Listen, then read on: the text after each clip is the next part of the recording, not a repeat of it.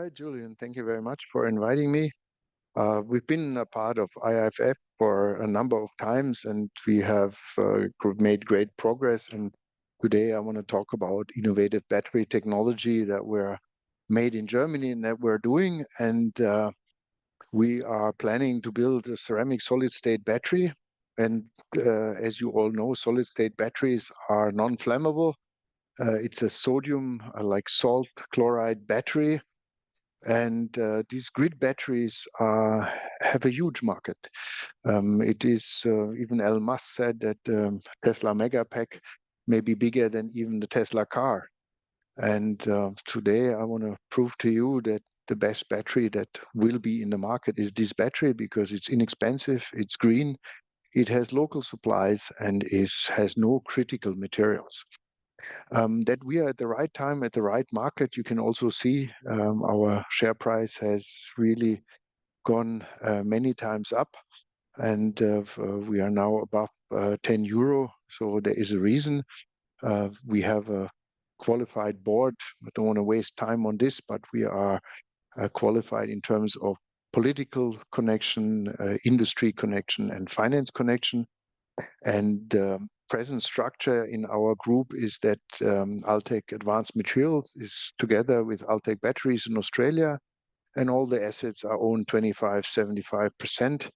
And we have different legs. We have one leg in the automotive high density, high performance lithium ion battery. But today I talk about Altech Batteries, which is a solid state grid battery. And that is the one that I will tell you. We are planning to build a plant in the eastern part of Germany.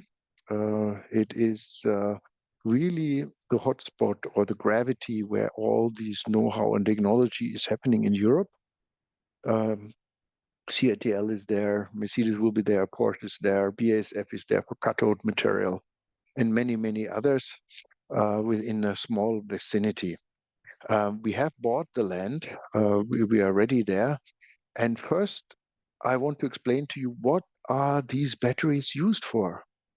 And grid batteries are used for the energy transition. Energy transitions means that we are going into renewable energy. And the biggest challenge in renewable energy is that you can imagine the windmills blow and produce energy when the wind blows, and solar, of course, produces energy when the sun is shining, lunchtime, and there is a great oversupply. So these batteries have two purposes. One is to overcome the gap between when the power is produced and when the power is needed. And there is a large variety. If you follow spot market prices on energy in Germany, and that is the case for California as well, there is a day margin of 8 to 80 cents euro, which is a huge market. But even more so is that renewable energy is produced in locations where many times the power cannot be consumed. For example, in Germany, a lot of windmills are in the North Sea where the wind blows, but the power is needed in Munich. And the grid is full. I mean, we are using 630 terawatt in Germany per year, and with all the electric vehicles and all the other uses, it's going to increase to 1,000 to 1,100. That's the forecast. And it's just not possible. It's not possible without grid batteries. So called BESS, battery energy storage systems. And you see two graphs here. One on the left is the actual forecast on the renewable energy. And on the right, you can see the variations in renewable energy power production, which have to be levelized. The scary part is that at the moment, electricity, because it cannot be consumed at the time produced, or it cannot be led through the grid to the place where the power is required. And this is called redispatch. And this redispatch in Germany in 2021 was 2.3 million euro. So this is electricity that is thrown away. And in 22, the Bundesnetzagentur, which is the federal agency controlling this, shows that the redispatch is already 4.1 billion. And that is the same. In California, it was in 21, it was 2.8 billion, because the grid is even less. So what you do is you have a grid battery where the renewable energy is, and you have a grid battery where the consumption is. But that's one application. If you can just have a battery pack, you have a plant, you can buy power. There are many days, every day, where there is power negative price. You can charge your battery and reduce your stuff.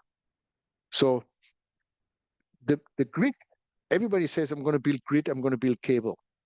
Now you ask for a battery charge box of your car, and it's not going to work because the energy grid company will tell you, oh, sorry, there's no capacity. Or worse so, you build your house, you put all your solars on, and a week later, you get a letter from the grid company telling you, sorry, the grid's overloaded, your solar plant is leveled down between 11 to 3 p.m. to 0.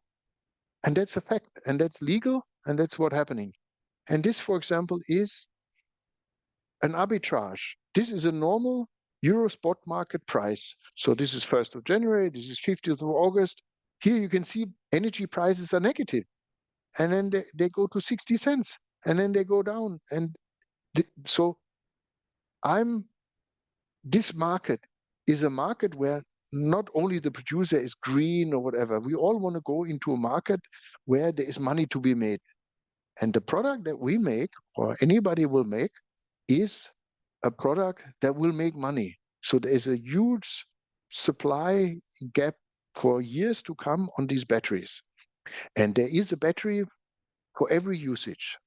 There is so many different types, redox flow, LFP, NMC, all these batteries, they all have applications. But today I want to tell you, our battery is the one for the grid.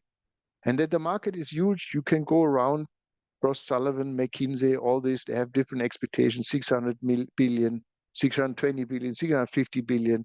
There's enormous growth. And that growth is clearly driven by demand. And lithium-ion batteries in generally are designed to have high density and that for mobility market. Now, for a grid battery, do you want to compete against the mobility market? No, because your grid battery has space. If your house battery is 1 beer case or 2 beer case, nobody cares. But you don't want to fight for resources. You don't want to fight for lithium. You don't want to fight for cobalt. And those raw materials are critical. The prices are volatile. You don't. And then lithium-ion batteries, if you follow, they start fire. In Australia, the Megapack, everything. The lithium-ion batteries are sensitive in temperature. They're like a baby. They work well between 25, 35 degrees. If it's too hot, you spend money cooling it. If it's too cold, you spend money heating it. And then, in general, it burns. My question to you, if you have a building that you own, a hotel, a shopping mall, the battery has to be far away because it can burn. Our battery of sodium is made of salt, cannot burn. I get to that. And also because of the production, lithium-ion batteries are not really CO2 green because they have a high intensive process. And then the maintenance, battery have to be managed. They have to be controlled, replaced. You have to have a maintenance team. And worse so, you buy the battery today. In 5 years, you're lucky if you have 70%. In 10 years, who knows what you will have? It always depends on operation and so forth. But it's definitely not level. So your income model has always a decreasing income. And then when you build these batteries, we all know 90% of the battery materials come from China and Asia. So you are blackmailed. Once you're a successful company or Europe becomes successful, America becomes successful, you think you're going to get those materials cheap? No, it's going to be the same as with rare earth. It's going to be the same as with microchips. You're going to be blackmailed. You're not going to be independently successful. So you have to detach yourself with this. And the solution is the Serenity battery, the Altech battery, because it is a sodium chloride solid state battery. It only consists of salt, table salt, ceramic, and a little bit of nickel. So I have no critical minerals. I have no cobalt. I don't have copper. I don't have lithium. So what do you think? what is the cheaper battery? The raw materials I have to buy. Then my battery does not need any external temperature. It's a high temperature battery, operates around 270 degrees. Just in case, you can touch it, nothing. You leave it alone. You put it there, you leave it, it works. You can stop it 1 year, restart, nothing happens. And it lives long. I will show you later, there is no anode, no graphite. So I don't have a degrading. My power in this battery is 100% in 10 years, in 15 years. And because it's not dangerous, I can finish the battery in the factory. You can pick it up fully charged. It's plug and play. I don't have all these difficult things, and I can produce it locally. So how does the battery produce? Just quickly, it leads too far, but I have an internal pipe. I have a ceramic solid cylinder. I have nickel salt inside. I put power in. The salt sodium ions move to the other side and build the anode. When I discharge the battery, the sodium anodes go back in and become salt again. There is no loss, no SEI, nothing. There's nothing that happens. In 10 years, the battery has the same capacity. And I have plug and play because, as I said before, this is a standard container. You pick it up and use it. That means also transport. Now a lithium-ion battery is a hazardous product. You have a special box, everything. For us, we just go in, you delivered it, there's no fire explosion. I don't need any safety, all this gas detection and whatever, I don't need it. You can install it in any location, at the hotel, at a shopping mall, at a hospital. So it's a huge market. The design of this battery is almost ready. I have a cell, I make a module. From the module, I make a battery pack, and from the battery pack, I make a grid pack. Our first product is this, what you see on the right, is a grid pack. It's 1 megawatt. You pick it up and it runs. The structure is like this. As I said, I have a cylinder, the salt is inside, I have a positive electrode. All these designs are ready, and we are now finalizing the plant.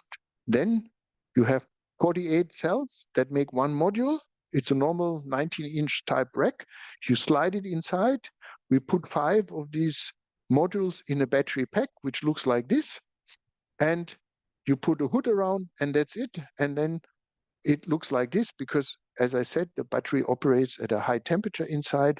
It's almost like a mammal. When it discharges, it cools, it heats up. When it charges, it cools down. So it's the opposite at what you normally would expect. And this is our first product. It's a 20-foot standard high container. 18 of the battery packs are inside. I deliver it to you. You plug it in. You can do DC, AC, DC, DC. You can use it. It's a 600-volt standard type. Our plant design is completed. I can't show you a lot more. These are the mixing areas. This is the fully automated production. Here, I was told I have to take some things out. This is a standard production line. We use similar equipment as other people use with special internal designs. We have an innovative initialization process because we have a lot of energy that's used to initialize the battery, but we have a recovery of 55%. And the one big thing is we want to have a green battery. Now, lithium-ion batteries is hell. You don't know how the state of charge is when you recycle it. It may explode. It may start fire. Our battery has nothing. You grind it up, you take the ceramic out, and you recover the nickel, and that's it. So there is no hazard. There is no special permit, nothing. It's easy to recover, and the produce can still be used. Don't want to go into this. This is the various uses, industry, grid pack, the 2 gap that I said.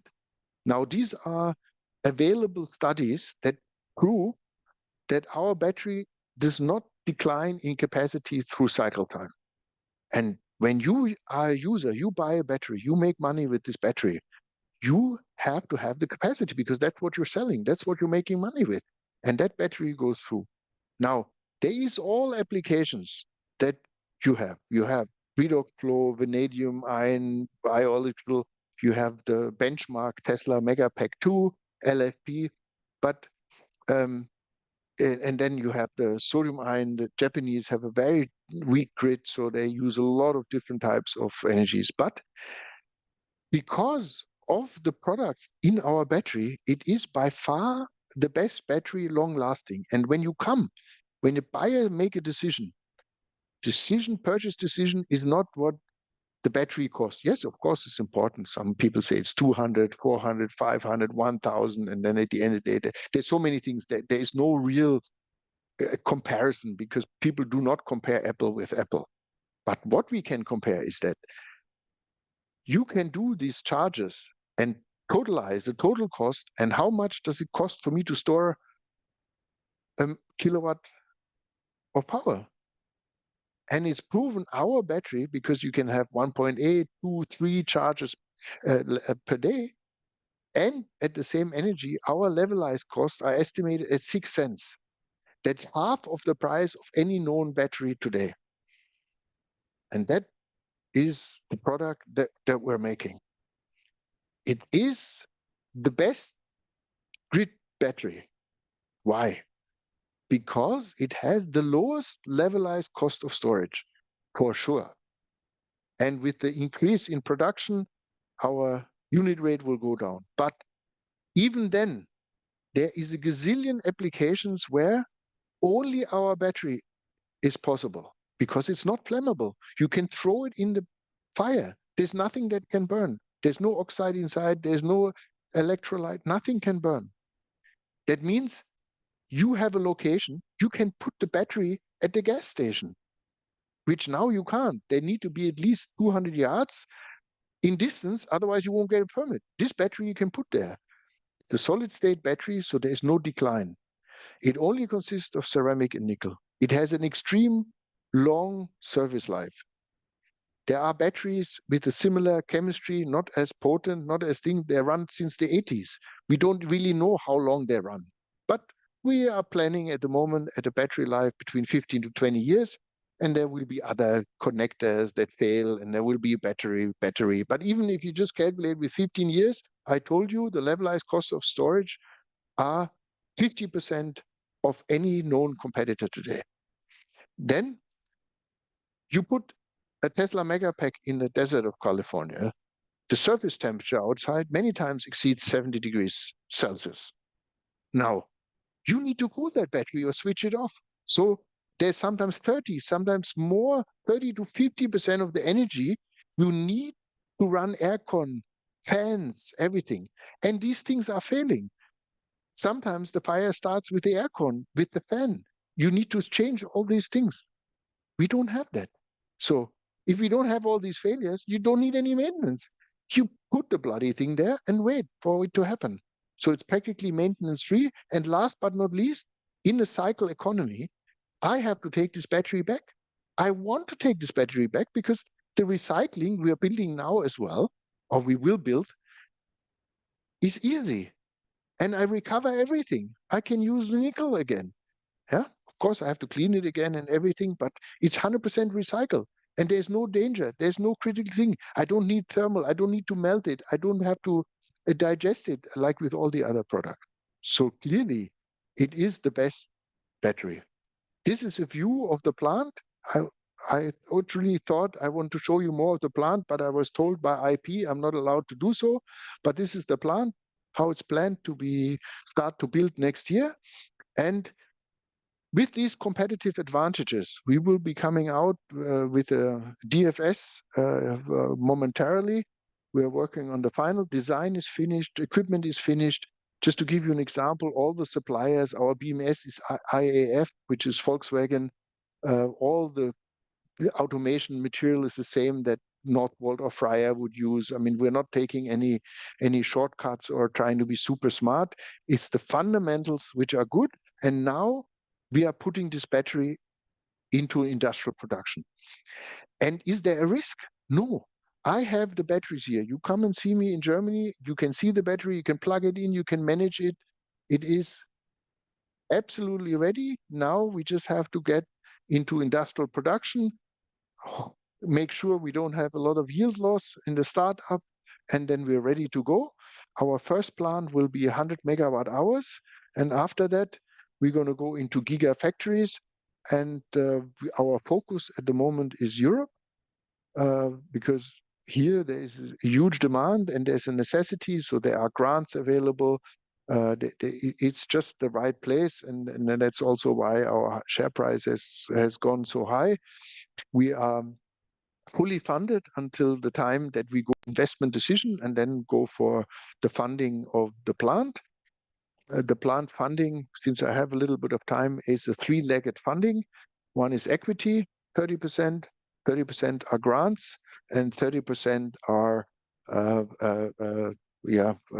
specialized debt. A startup company cannot really raise money on cash flow, so there are green bonds, there's other instruments that German or European government make available. And also, I don't want to spend a lot of money. This is not $1 billion investment. We heard it before.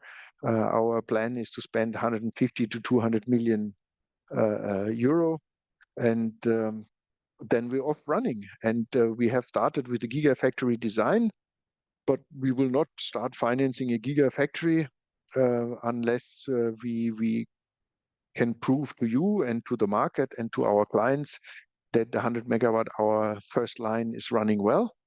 Our plan is, as I said, to start construction by mid next year, and then immediately go into the gigafactory design. We have made applications for additional land. We own about 30 acres in the industrial site at the moment, and we have applied for about 250 acres next door. So from the timing, we're good. And I'm very excited about this. And I will be coming back to the market early next year with very detailed information. And in the meantime, we don't do any capital raise, but you can buy some shares and wait until we do the capital raise. And we will do a discount to the market and go in. That's the product, and I'm excited to share it with you. Thank you so much. If you have any questions, I'm all yours. Well, Uwe, thank you very much for this great presentation. I mean, this project is moving forward at the speed almost of light, or very close to it, because it can never be attained. But I mean, this is really great news for everyone. I think you are by far the biggest success story that we have at the IIF Forum here. You're not only on the share price, but actually on operation. We're all looking forward to see this getting built. So positive share price, positive news, positive everything. Would anyone has a question, please post it in the Q&A or in the chat. It is obviously easier to have questions on projects that are not going well, but I'm sure you have questions for also projects that are going extremely well. On my side, maybe Uwe, I will have a few questions for you. So first of all, last time you were with us, I think, or maybe at the IIF number 6, you showed us a video of how it was made in the lab, and that was very, very refreshing. So to give an idea to people, what is 100 megawatt? What does it mean in size of batteries? How many batteries are that? We always use those very chemical ways of talking about that, but how many batteries would that represent, a plant of 100 megawatt? Well, we're making a grid pack, which is 1 megawatt. So we're making 100 grid packs a year, right? So about 10 of these containers a month, which is not small, but it's minute compared to the demand. But there is, for bankers and clients, they want to see a reasonable upscale. And we are building a professional line that can be repeated. So it's modular. So of course, raw material mixing can be for 1 gigawatt factory in one, and then the assembly and initialization are separate lines. So it's a small plant in the beginning. Of course, it will have a reasonable return for everyone to throw. And then once we go into the gigafactory scale, then we really are pushing it. Our target is to have at least 4 gigawatt by 2030. Where does this number come about? It is a number that is reasonably achievable, and it's a number which makes me an important person in Europe, because Europe is, yeah, you're smiling, Europe is behind. right? There is several programs called Important Project of Common European Interest. It's not only the car industry or the car batteries. All these industries are in pretty much infancy. And even though you read every day, there's a game changer every other day. But in generally, between a successful build laboratory prototype and production is 8 years. So in 8 years, the Chinese have killed all of us unless we start now and have a product which is innovative and special and cannot be easily repeated. Competition, you see, we cannot have cheaper labor than China. We cannot have cheaper supply chains than China. Impossible. But if I make a better product, which is not easily repeatable, and I'm not dependent on the resources, everywhere in the world, I mean, obviously, after Europe, we're going to go to the US, for sure.